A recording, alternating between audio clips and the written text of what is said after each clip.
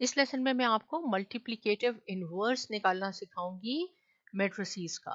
Right, क्या है, suppose अगर आपके पास कोई भी मैट्रिक्स है, इसमें हम कुछ भी एंट्रीज लिख सकते हैं। सपोज अगर मैं लिख देती हूँ ऐसे करके, और आपसे कहा जाए कि आप इसका मल्टीप्लिकेटिव इनवर्स निकालें, तो क्या होगा? Multiplicative inverse of a matrix A, उसका फॉर्मूला है, ऐसे हम लिखते हैं मल्टीप्लिकेटिव। ये कैसे रिप्रेजेंट करता है किसको? Multiplicative inverse of A equal two adjacent of A divided by determinant of ए।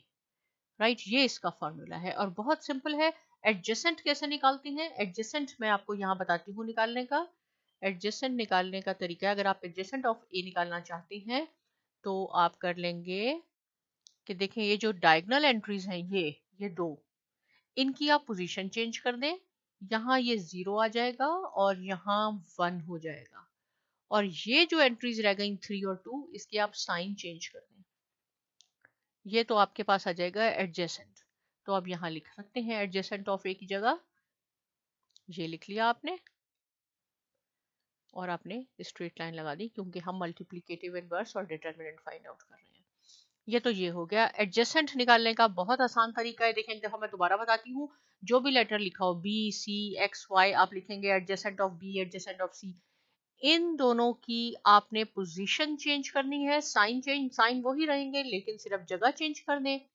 इन दोनों के साइन चेंज करें, इनकी जगह ना चेंज करेंगे। यहाँ रहेगा 3, ये यहाँ रहेगा 2, सिर्फ साइन चेंज हो जाएंगे। प्लस है तो माइनस हो गया, माइनस है तो प्लस हो गया, इनकी आपस में जगह चेंज हो गई, ये एडजेसेंट आ गया। डिटर्मिनेंट मालूम करने के लिए आपने इन दोनों को मल्टीप्लाई करना है।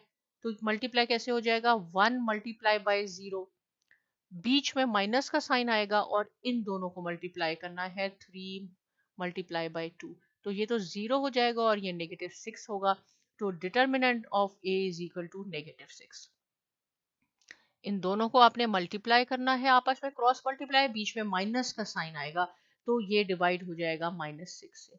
एडजेसेंट ऑफ ए की जगह एडजेसेंट लिख लें, डिटर्मिनेंट की जगह डिटर्मिनेंट लिख लें। इट मीन्स कि ये -6 इंडिविजुअली इन सब को मल्टीप्लाई कर रहा, सॉरी डिवाइड कर रहा है, तो आप ऐसे भी इसको लिख सकती हैं, -3 ओवर -6, -2 ओवर -6 और -1 ओवर -6, ये बन गया।